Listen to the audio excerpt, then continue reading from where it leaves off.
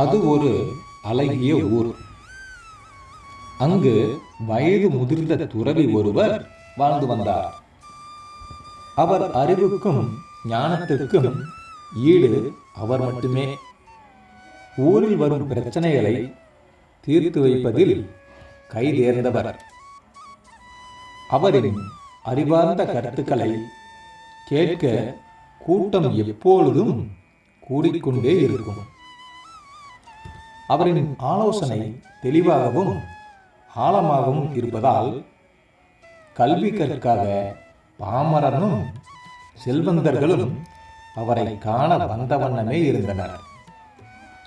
அவர் அந்த ஊருக்கு வந்து 10 வருடங்கள் நிறைவுற்றது. அந்த ஊரின் மக்கள் அவருக்கு எந்த ஒரு குறையும் வைத்ததில்லை. துறவிக்கு மனதில் ஒரு வருத்தம் வளர்ந்து கொண்டிருந்தது. ஊர் மக்கள் தன்னை வந்து சந்திப்பதையும் கருத்துக்கள் கேட்பதையும் அவர் விரும்பினாலும் தங்கள் வாழ்வின் பிரச்சனைகளை கூறி அடிக்கடி அவரிடம் புலம்புவது சற்று வேதனை அளித்தது. துறவி அவரது வயதுக்கு ஏற்ற சாமர்த்தியம் கொண்டவர்.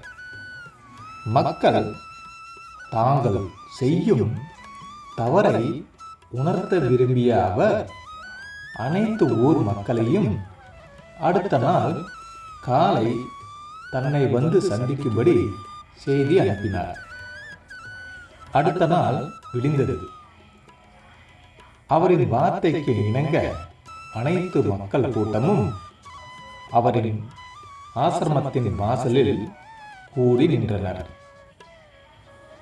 வெளியே வந்த அந்த துறவி மக்கள் அனைவரையும் கண்டு புன்னகைத்து ஒரு நகைச்சுவை கூற தொடங்கினார். அவரின் நகைச்சுவை சிறப்பாக இருக்க மொத்த கூட்டமும் சிரித்து ரசிக்க தொடங்கியது. அதை கண்டு புன்னகைத்த துறவி மீண்டும் அதே ஜோக்கை கூறினார்.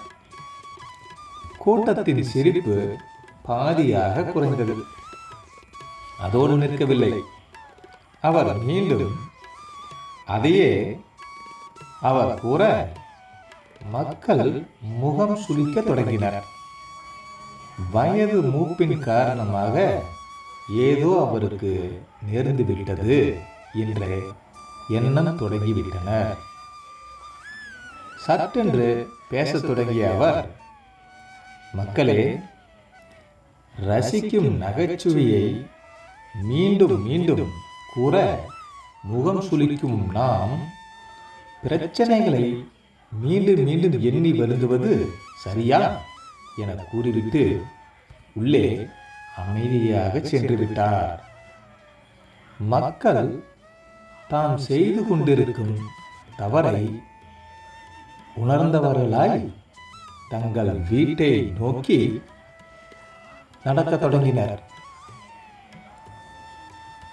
இந்த கதையிலிருந்து நாம் பெறக்கூடிய நீதி, வருந்தி கொண்டிருப்பது மட்டுமே பிரச்சனைக்கு தீர்வை தராது.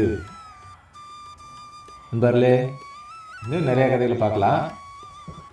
இந்த கதை உங்களுக்கு பிடிச்சிருந்ததுன்னா லைக் பண்ணுங்கள், கமெண்ட் பண்ணுங்கள், ஷேர் பண்ணுங்கள். நம்ம சேனலை மறக்காமல் சப்ஸ்கிரைப் பண்ணுங்கள். நன்றி நண்பர்களே.